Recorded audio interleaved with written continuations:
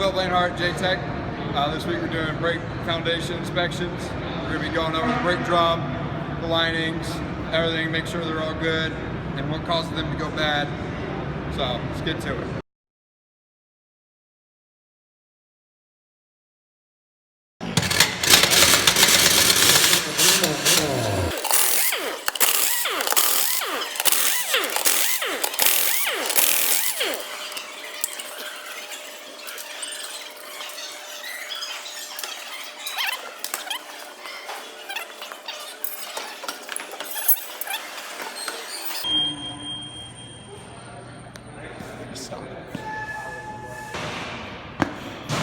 All right, so now we got the tire off. We're going to take the brake drum off.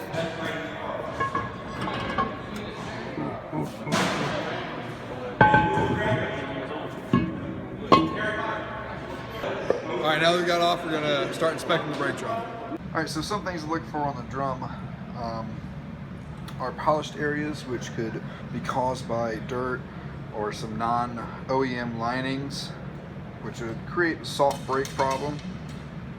Also, heat checks, which are tiny little cracks caused by excessive heat, possibly from dragging linings.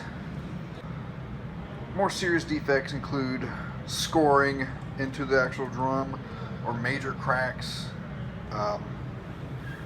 which we classified as heat cracks over 2 inches or serious cracks all the way through.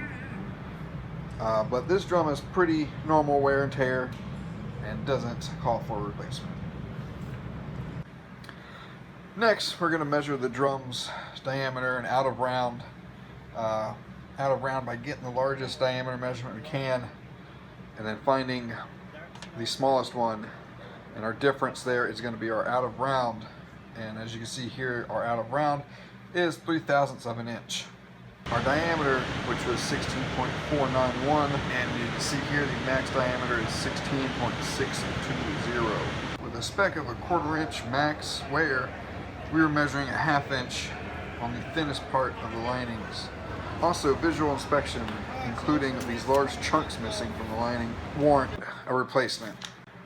Pan on over to the S-cam and rollers, we already find a problem with those springs not installed properly. And then there's a sneaky little bracket behind that S-cam facing the wrong way. So we're going to pop the rollers out, inspect them. But since we're here, we're just going to pry this spring out and swing the shoe down for later.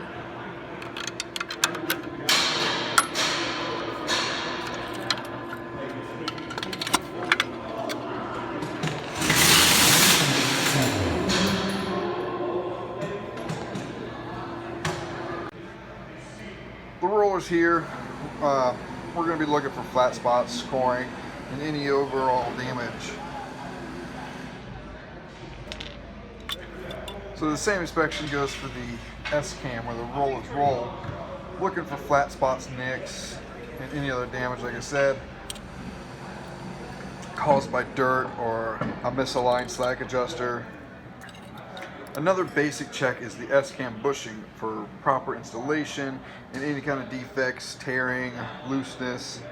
And then while we're down here still, we're going to check the free play of the S-cam. And while this would normally be done with the dial indicator, for demonstration purposes, I'm just going to be moving it up and down with my hand. So we go on the inside of the frame, and we're looking at the automatic slack adjuster. We're going to be removing some components in preparation.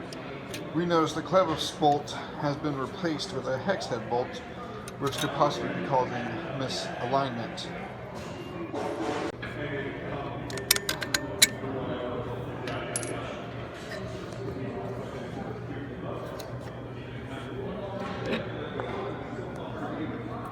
With it removed, we have a very greased up spline, so we're going to wipe it clean just a bit to get a general visual inspection of the S-cam spline for any kind of damages, nicks, broken teeth.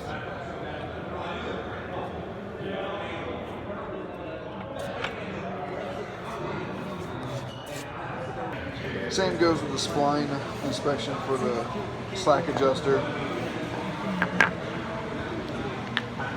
Since we're down here, take a glance at this brake chamber. We're going to be checking our lines and fittings first. Then over here the spring brake, but this spring brake is caged right now, so we're going to go to a demo one off the truck. When we inspect the spring brake, we're going to look in the caging hole and see if that plate has become crooked or is catching along the sides, which would cause the dragging of brakes. So here we are back at our first discrepancy. A few steps ahead of y'all. I've already taken off the hub, inspect the spindle for damages, and ensuring the bearing races are not excessively worn,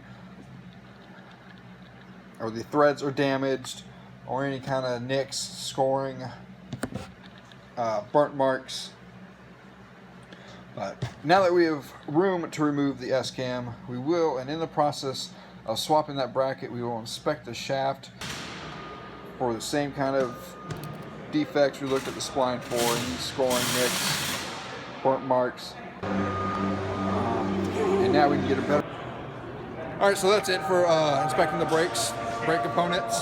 So now we're just going to put it back together in the same, in the reverse order that we took everything off. So, like I said, that's it for brake inspection.